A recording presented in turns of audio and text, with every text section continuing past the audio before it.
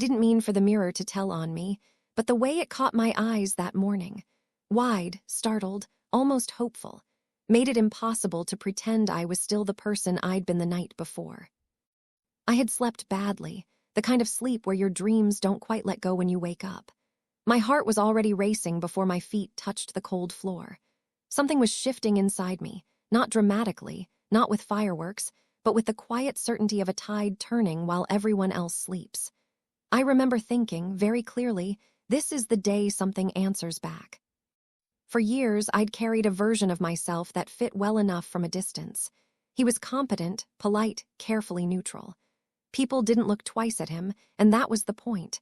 But alone, always alone, I'd feel the ache of an unfinished sentence humming under my skin. I never had words for it, only sensations.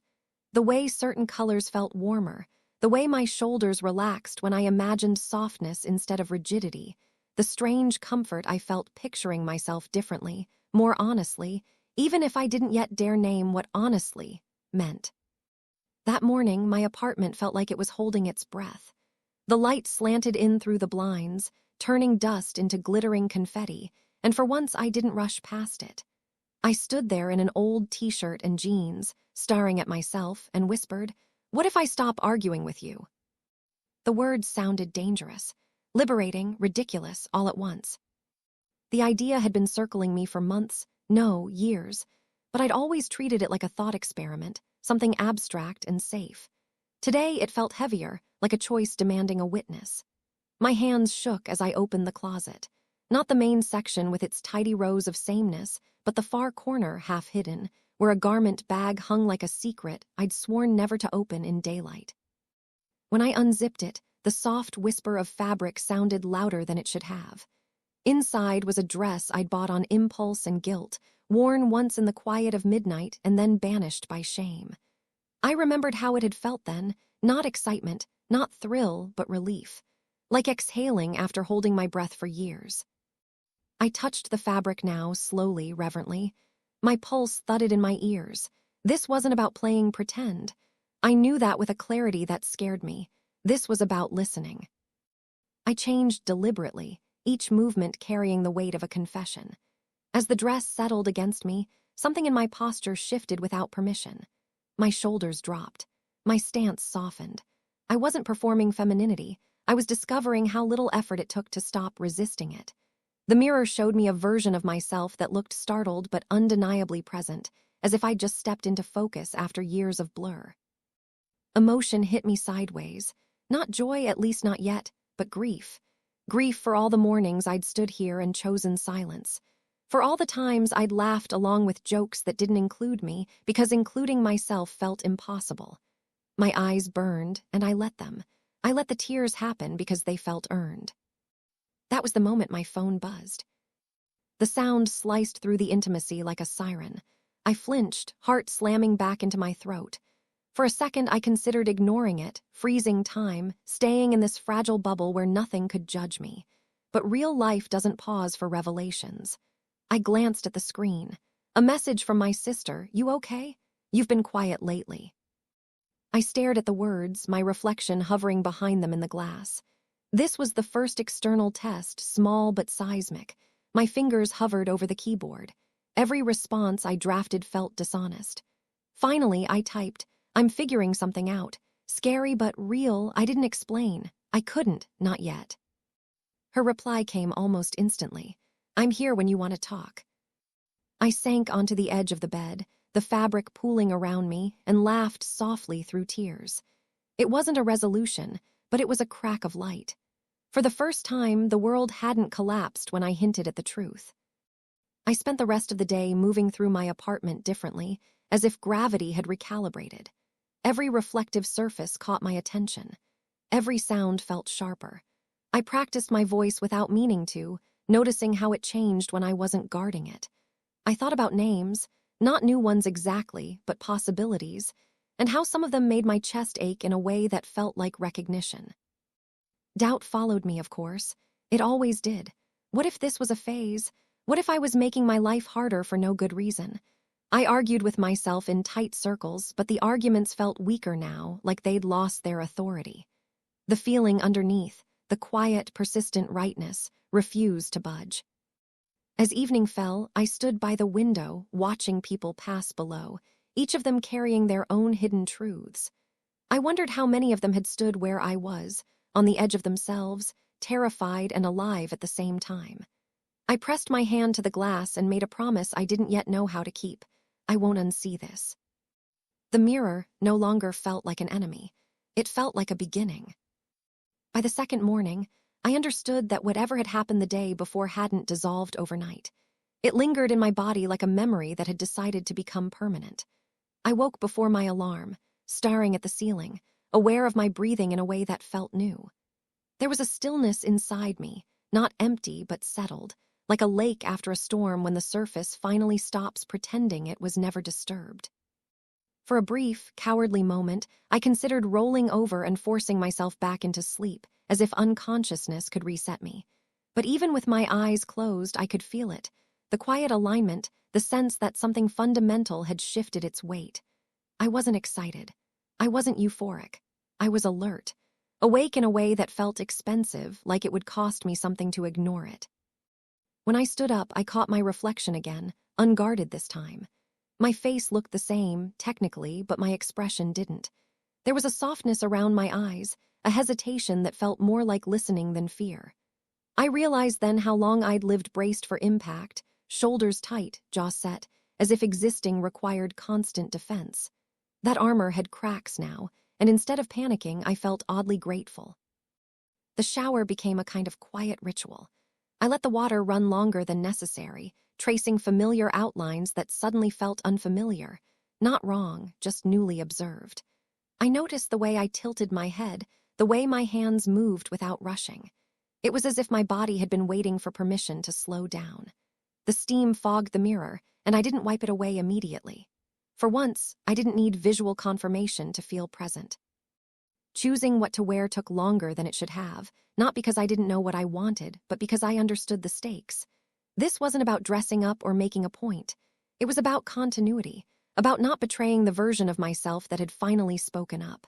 I avoided anything dramatic, anything that felt like it was trying to convince an audience. I chose clothes that felt calm, intentional, honest. When I finished, I stood still for a moment, absorbing the feeling of being assembled in a way that made sense. Stepping outside was harder than I expected. The hallway seemed longer, the elevator slower. Every reflective surface, a darkened window, a polished metal panel felt like a question mark. I kept waiting for the world to react, to object, to sound an alarm. But it didn't. The building hummed on, indifferent and merciful. Still, my heart thudded like I was doing something illegal. Vulnerability has a way of exaggerating risk, of turning ordinary acts into high-wire performances. The street air felt sharper, cooler. I walked differently, not deliberately, not performatively, but carefully, like someone navigating new terrain without a map. I was acutely aware of my posture, my pace, the way I held my bag, not because I was trying to pass as anything, but because I was finally paying attention. Existing consciously is exhausting at first. I could feel every step. At the cafe, the familiar smell of coffee and baked bread grounded me. This place had always been neutral territory, a pause between obligations. When the barista smiled and asked for my name, the question landed heavier than it ever had before. It wasn't intrusive. It was routine. And yet, it cracked something open. My mouth stalled. The old name rose automatically, trained by years of repetition, but it felt distant, like a label on someone else's luggage. I hesitated just long enough to notice the pause, then gave it anyway. The barista didn't notice. No one noticed, but I did. The letters on the cup felt like borrowed handwriting, and I carried it to my table with a strange mix of relief and regret. I sat there longer than usual, watching people come and go. Everyone seemed so certain in their motion, so practiced in their roles. I wondered how many of them were negotiating similar internal contracts, how many were carrying versions of themselves they hadn't yet introduced to the world. The thought was both comforting and isolating. I wasn't alone, but I was still singular in this moment. The realization crept up on me slowly. This wasn't about clothing. It wasn't even about gender in the way people like to simplify it. It was about permission. about letting myself respond honestly to questions I'd been deflecting my entire life. The transformation wasn't cinematic yet. No sweeping music, no grand reveal. It was bureaucratic and emotional and deeply inconvenient. It asked me to update records I'd forged long ago just to survive. Later, when I met my sister, the weight of the day caught up to me. I arrived early, nerves buzzing, rehearsing explanations I knew I wouldn't use. When she walked in, her eyes scanned me carefully, not critically, not suspiciously, but attentively, like she was reading a subtle change in weather. That look disarmed me more than shock ever could have. She wasn't bracing herself. She was leaning in. "You seem different," she said after a moment. I laughed softly, the sound brittle around the edges. "I feel different," I admitted, the truth small but solid. We talked in fragments at first. I told her about the mirror, about the sense of something unfinished finally demanding completion. I struggled for language, stumbled over half-formed ideas, apologized too much. She stopped me gently. "You don't have to explain it perfectly," she said. "You just have to explain it honestly." That permission undid something in me. I talked about fear of being wrong, of being judged, of losing ease. I talked about relief, too, and how frightening relief can be when you've built your life around endurance. She didn't interrupt. When she reached across the table and held my hand, it wasn't dramatic. It was steady, anchoring. "You don't seem lost," she said after a long pause. "You seem closer to yourself." The words stayed with me all the way home. Closer, not finished, not certain, just nearer to something true. That night, exhaustion settled into my bones, the good kind that follows emotional labor. I stood in front of the mirror one last time before bed. The person looking back at me wasn't transformed, not yet. But there was continuity now, a visible thread connecting yesterday to today. Fear still lived in my chest, but it no longer owned the space outright. Hope had arrived quietly, unpacked nothing, and made itself at home anyway. As I turned out the light, one thought followed me into sleep, clear and unavoidable. Whatever this was becoming, it had momentum now, and I wasn't sure I wanted to stop it. The third day began with resistance. Not the loud, panicked kind I'd expected, but something quieter and more insidious. A subtle tightening in my chest, a whisper that asked whether I was moving too fast, whether yesterday's courage had been a temporary surge that today would expose as recklessness. I lay still for a long time, listening to the building wake up around me, trying to measure myself against the person I'd been only a week ago. The distance between us felt both vast and strangely navigable, like a bridge appearing where there had only ever been fog. I noticed with a mix of irritation and relief that my mind was already rehearsing excuses. You don't have to decide anything today. You can slow down. You can stop. The thing was, none of those thoughts felt like commands anymore. They felt like suggestions offered by a voice that had lost its authority. For the first time, I understood that fear doesn't disappear when you begin telling the truth. It just has to negotiate for space.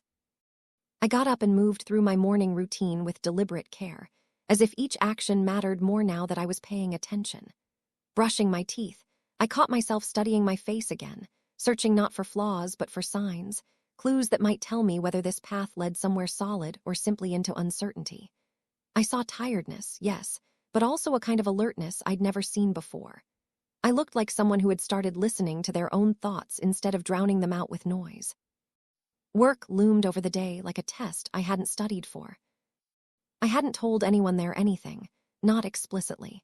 My professional life was built on competence and predictability, on fitting neatly into expectations that had never questioned who I was beneath the surface. The idea of bringing this evolving self into that environment made my stomach knot.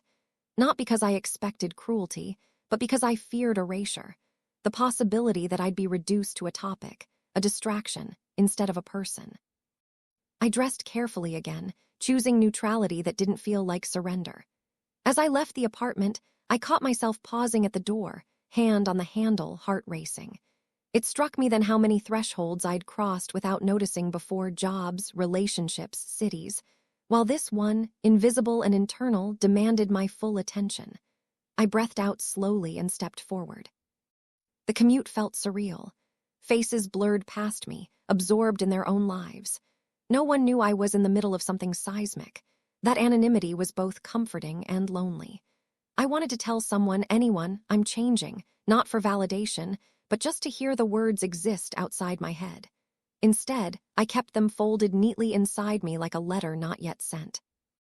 At work, the day unfolded with stubborn normalcy. Emails, meetings, polite conversations about trivial things.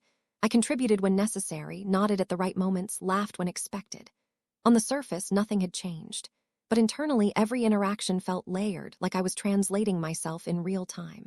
I noticed how often I'd previously edited my reactions, flattened them, dulled them to avoid standing out. Today, I let a little more expression through. A smile that lingered. A pause before speaking. Small rebellions, barely visible but deeply felt. Then came the moment I hadn't planned for. During a meeting, a colleague referred to me casually, using language that suddenly felt misaligned.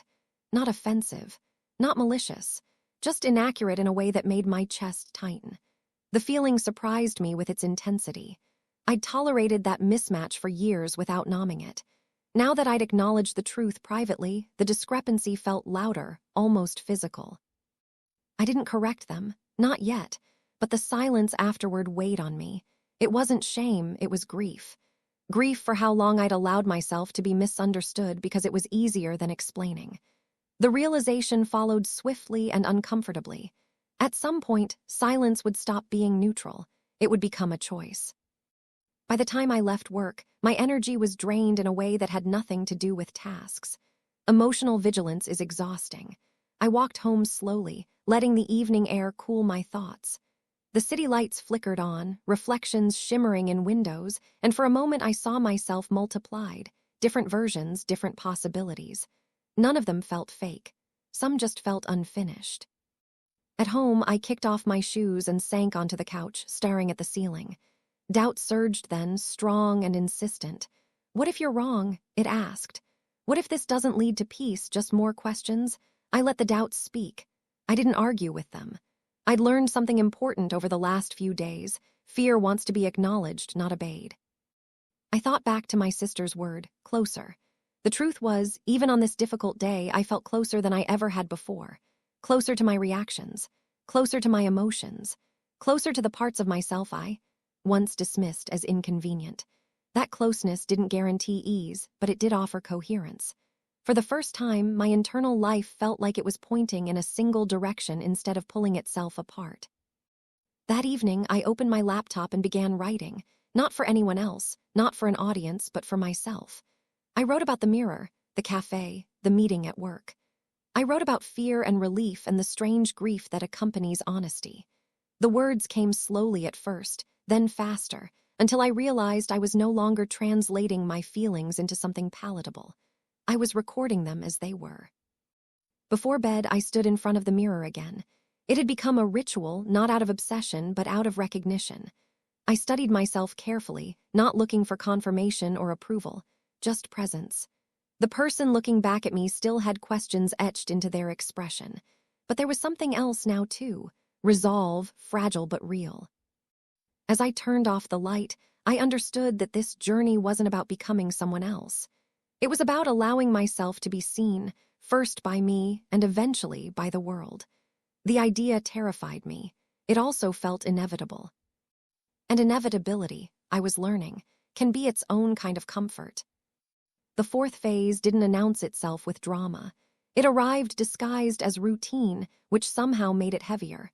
When transformation stops feeling hypothetical, it starts demanding logistics. Feelings want infrastructure. Identity asks for habits, for language, for repetition.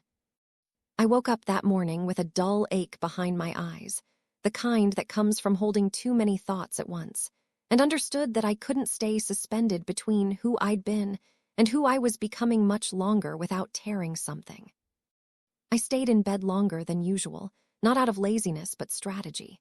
I needed to think without rushing. The ceiling above me had a small crack I'd never noticed before, branching outward like a map of places I hadn't been. I traced it with my eyes and wondered how many details I'd missed in my own life because I'd been busy maintaining a version of myself that required constant upkeep. It occurred to me that exhaustion hadn't come from effort alone, but from misalignment. Living slightly sideways drains you faster than running straight ahead. When I finally stood up, I moved slowly, deliberately, as if my body were a collaborator instead of an obstacle. The mirror greeted me again, but this time I didn't search it for answers. I already knew what I'd find: ambiguity, familiarity, and change coexisting without apology. The face looking back at me didn't demand certainty. It asked for patience. That day, I decided to test something quietly radical: consistency. Not boldness, not confession, just alignment repeated over time. I dressed with care, choosing clothes that felt like they belonged to me rather than to an idea of me. I noticed how my reflection responded, not with excitement, but with calm. It struck me that calm had been missing from my life far longer than joy ever had. Calm meant I wasn't negotiating every movement, every decision. Calm meant I wasn't watching myself from a distance, ready to intervene if I crossed some invisible line. Outside, the city greeted me with its usual indifference. Traffic hummed. People hurried. A dog barked somewhere down the block. Nothing paused for my internal reckoning, and there was comfort in that. The world wasn't waiting for me to decide who I was before continuing. It would accommodate me when I showed up honestly, or it wouldn't, but it wouldn't stop. As I walked, I paid attention to how I occupied space. I noticed the reflex to shrink, to minimize, to apologize without words. I noticed, too, how often that reflex softened when I reminded myself that I had a right to be here, not because I'd earned it, not because I fit neatly into expectations, but because existence isn't conditional. That realization didn't erase fear, but it gave fear boundaries. At work, the day offered another quiet challenge. A colleague stopped by my desk to ask a question, casual and unremarkable. Halfway through the conversation, they paused, frowned slightly, and said, "You seem different lately, in a good way, more present." The comment landed with unexpected weight. My first instinct was deflection, to laugh it off, to attribute it to sleep or caffeine or nothing at all. Instead, I simply nodded and said, "I think I am." My voice didn't shake. The moment passed. The world didn't crack open, but something inside me did, a small, clean break from the habit of self-erasure. The rest of the workday unfolded with a strange clarity. Tasks felt sharper. Conversations felt less performative. I realized I wasn't spending as much energy monitoring myself, and the surplus attention went everywhere else. It wasn't that my life had suddenly improved. It was that I was finally inhabiting it fully. There's a difference between surviving your days and participating in them. Still, tension simmered under the surface. Every time someone used language that didn't align with how I was beginning to see myself, it tugged at me. Not painfully, but persistently, like a loose thread brushing against skin. I began to understand that self-acceptance doesn't automatically grant you peace, it gives you clarity. And clarity makes misalignment harder to ignore. What I'd once dismissed as minor discomfort now registered as information. After work, I took a longer route home, letting dusk settle around me. Storefront windows reflected fragments of myself as I passed, never a full picture, always partial. I wondered which reflection was closest to the truth. Then I realized that question itself was outdated. Truth wasn't a snapshot. It was motion. It was accumulation. At home, I did something I'd been avoiding. I opened a document and began listing changes I might need to make if this wasn't temporary. Practical things. Names, pronouns, conversations, paperwork. The list grew quickly, each item both daunting and strangely grounding. Seeing it written down made it real, but it also made it manageable. Transformation stops being monstrous when you break it into steps. Halfway through the list, doubt crept back in, clever and persuasive. "You're making this harder than it needs to be. You could stop now and no one would blame you. Comfort is still available if you retreat." I closed my eyes and listened, not to the doubt, but to what followed it. Beneath the fear was something steadier. A quiet insistence that retreat would cost more than progress ever could. I thought of the years spent numbing myself to avoid questions, of the ease that came with invisibility and the hollowness that followed. Comfort, I realized, had never been neutral. It had been expensive in ways I'd only just begun to calculate. That evening, my sister called. We talked about ordinary things at first: work, weather, mutual annoyances. Then she hesitated, and I felt it through the phone. "Can I ask you something?" she said. "Always," I replied, my chest tightening preemptively. "How are you really doing with everything?" I considered the question carefully. The honest answer wasn't simple. "I'm scared," I said finally, "but I'm also more okay than I've ever been." She was quiet for a moment. "That sounds right," she said. "Growth usually feels like that." Her acceptance didn't erase my fear, but it reframed it. Fear wasn't a warning sign. It was a companion, a signal that I was moving instead of stagnating. When we hung up, I sat in the quiet for a long time, letting that sink in. Before bed, I returned to the mirror, not out of obligation, but out of habit that had already become grounding. I studied my reflection carefully. I didn't see a finished story. I saw someone in mid-sentence, voice steadier than before, no longer whispering. The transformation wasn't about replacing myself. It was about recovering parts I'd abandoned for safety. As I turned off the light, I felt the weight of the days ahead, conversations yet to happen, risks yet to be taken. But beneath that weight was something new and unshakable: direction. I didn't need all the answers. I needed to keep moving toward myself, even when the path narrowed, even when it demanded courage I wasn't sure I had yet. Because stopping now wouldn't return me to who I was. It would only strand me between truths. The fifth stretch of this becoming didn't feel like progress so much as pressure. Not the kind that pushes you forward cleanly, but the kind that builds quietly behind your ribs until every breath reminds you it's there. I woke up that morning with the uneasy sense that the private phase of my transformation was nearing its end. Privacy, I was learning, is a luxury honesty can only afford for so long. Eventually, truth asks to be practiced out loud. I lay there listening to the soft mechanical sounds of my apartment, the refrigerator cycling on, pipes settling, a distant siren dissolving into the city, and felt a strange tenderness toward the life I'd built while half hidden. It hadn't been false. That was the uncomfortable part. It had been functional, even successful in places. Letting go of it wasn't a clean rejection. It was a complicated farewell. I wasn't discarding a lie. I was loosening my grip on a compromise. The thought followed me into the kitchen as I made coffee, hands steady despite the churn underneath. Routine had become my anchor.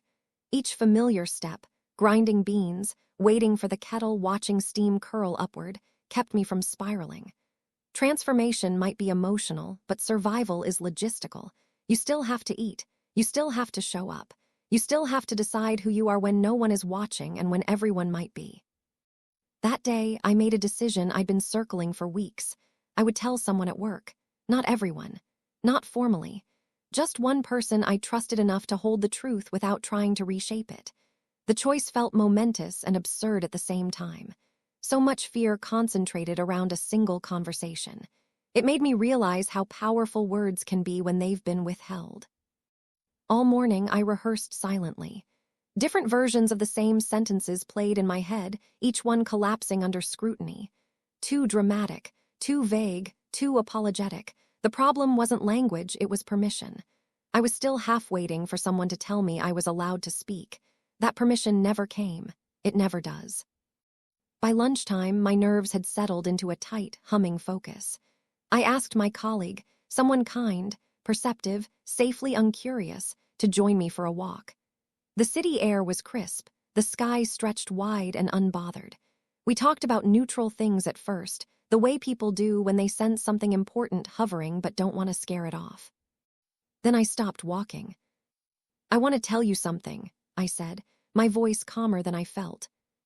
They turned to face me, attentive but relaxed. "Okay."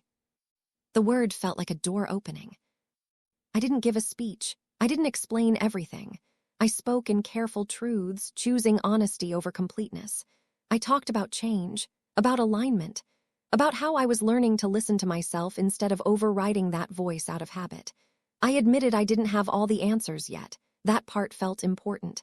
Certainty can sound like armor. I wasn't wearing any. They listened without interrupting, their expression thoughtful, not alarmed. When I finished, there was a pause, long enough for my heart to trip over itself. "Thank you for trusting me," they said finally. "I can't pretend to know exactly what that's like, but I'm glad you told me." The simplicity of the response nearly knocked the wind out of me. No interrogation, no unsolicited advice, just acknowledgement. The world didn't tilt. My job didn't evaporate. The sky didn't fall. Instead, something subtle but profound shifted. The truth had survived being spoken. The rest of the day felt lighter, not because fear had vanished, but because it had lost its monopoly. I noticed how often my thoughts returned to that moment, replaying it not with anxiety but with awe. This was what I'd been protecting myself from, this quiet acceptance. The realization was both comforting and infuriating. How many years had I delayed this feeling because I'd assumed the worst? That evening, exhaustion caught up to me in waves. Emotional risk takes energy, even when it goes well. I went home and sat on the floor for a long time, back against the couch, staring at nothing. My body felt heavy, but my mind was oddly clear. I understood then that transformation isn't fueled by constant bravery. It's fueled by recovery, by letting yourself rest after telling the truth instead of immediately testing it again. Over the next few days, ripples spread. Nothing dramatic, just small recalibrations. I corrected myself when I spoke internally, using language that felt more accurate instead of default. I noticed how my reflection no longer startled me, it greeted me. I practiced saying a name out loud when I was alone, testing how it felt in my mouth, how my chest responded to it. Some attempts felt tentative, others felt like recognition. I didn't rush the process, I let it be iterative. Not every moment was steady. There were days when doubt returned with teeth, sharp and convincing. Days when I saw an old photo and felt a pang of nostalgia so strong it bordered on grief. Days when I wondered if I was romanticizing change and underestimating loss. On those days, I reminded myself that grief doesn't invalidate truth. It confirms investment. You can mourn what you outgrow without crawling back into it. One night, lying awake, I thought about the concept of before and after. The narrative we like to impose on transformation. Clean lines, decisive moments, clear outcomes. My experience didn't fit that shape. There was no single turning point, no dramatic reveal. There was only accumulation. Choice layered on choice, honesty practiced until it felt less like rebellion and more like habit. I began to understand that identity isn't discovered once and for all. It's maintained, like trust, like language, like any living thing. The next time I saw my sister, she studied me with that same attentive gaze she'd used weeks earlier. "You look different again," she said. I smiled. "I think I feel different again." She nodded, satisfied. "Good." That was all she said, and it was enough. Support doesn't always sound like celebration. Sometimes it sounds like quiet confidence that you'll keep going. As the days passed, I noticed something else changing, my relationship with the future. It no longer felt like a narrowing corridor I had to squeeze through carefully. It felt open, uncertain, yes, but negotiable. I could imagine versions of myself living honestly in ways I'd never allowed before. Not fantasies, possibilities. The difference mattered. Late one evening, I stood at the window watching the city glow, thinking about how many people were out there navigating invisible transformations of their own. The thought connected me to something larger than fear. I wasn't an anomaly. I was a person responding to myself with overdue respect. The realization settled deep. I wasn't becoming someone new. I was becoming someone sustainable. And that meant the next step, the one I'd been postponing, was inevitable. Not urgent, not forced, but waiting with patient gravity. Broader conversations, clearer language, a life lived with fewer footnotes and more direct sentences. I didn't know exactly how or when it would happen. But I knew, with calm certainty, that I wouldn't be able to keep this truth contained much longer. And for the first time, that didn't feel like a threat. It felt like momentum. What finally changed wasn't the world. It was the way I stopped flinching inside it. I didn't notice the shift all at once. There was no morning where I woke up transformed, no internal bell announcing completion. Instead, the realization crept in slowly, disguised as absence. One day, I reached for my phone without rehearsing who I would be on the other end of a conversation. Another day, I walked past my reflection in a storefront window and didn't slow down to interrogate it. I began to understand that the loudest proof of change is often the silence it leaves behind. For most of my life, existing had required commentary. A constant internal narration monitored my posture, my tone, my reactions. Too much, too soft, careful. That voice had once protected me, or at least I'd believed it had.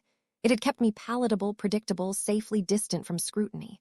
But now, standing in my kitchen one ordinary morning, I realized that voice hadn't spoken yet, and I hadn't missed it. My body moved with ease. My thoughts unfolded without approval. I wasn't performing awareness. I was inhabiting it. That was when it became clear. I was no longer transitioning toward something. I was transitioning away from resistance. The days that followed confirmed it in subtle, relentless ways. I spoke without editing the emotional edges off my sentences. I corrected myself when old habits surfaced, not with shame, but with gentle insistence.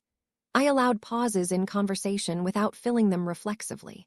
Each small act felt like reclaiming territory that had always belonged to me but had been abandoned for safety. People noticed, not dramatically, not with confrontation, but with curiosity. A colleague commented on my calm. A friend remarked that I seemed more present, more anchored.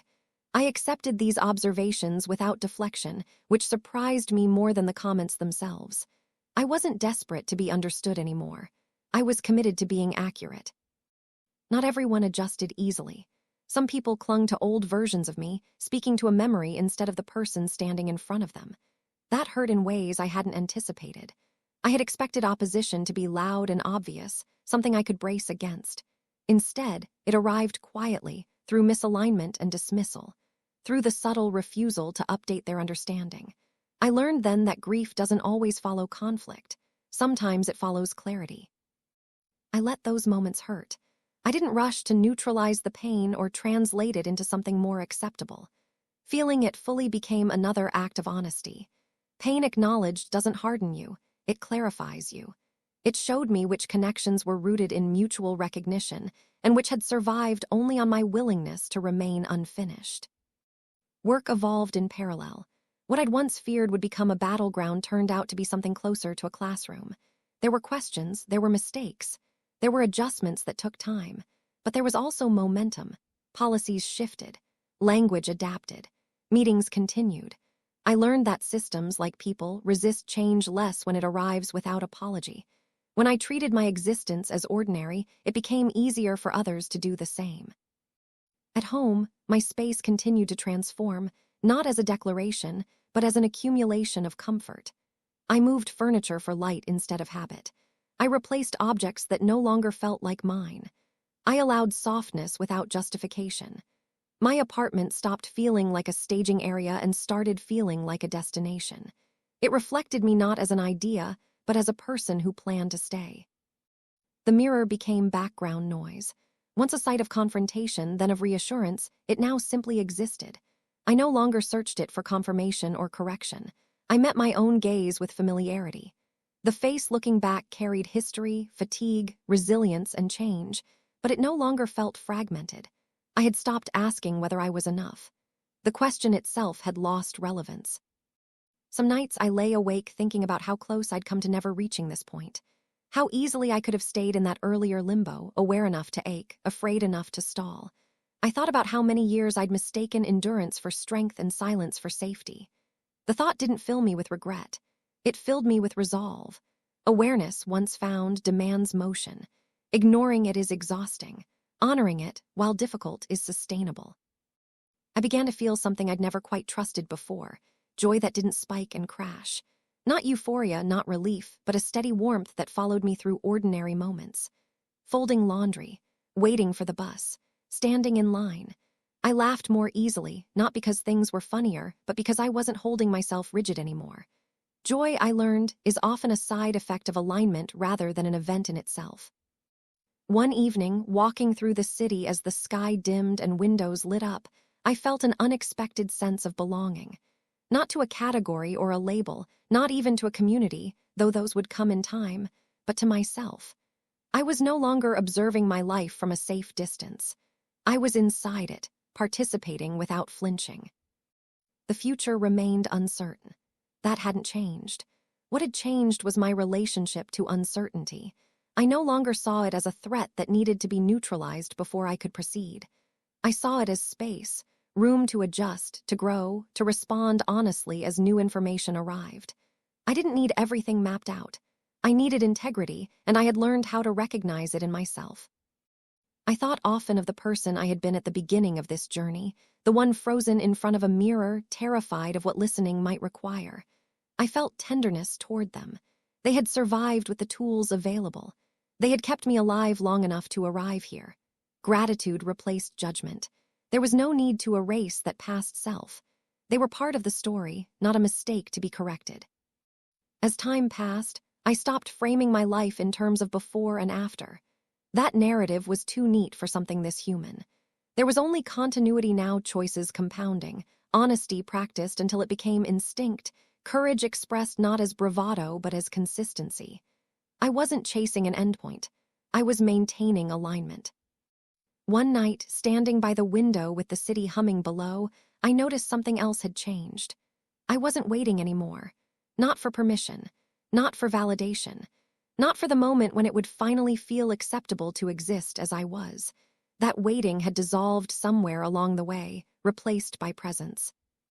I had crossed the most difficult distance already, the one between knowing and acting, between recognition and commitment. Everything beyond this point would be an extension of that same practice. Listening, responding, choosing truth again and again.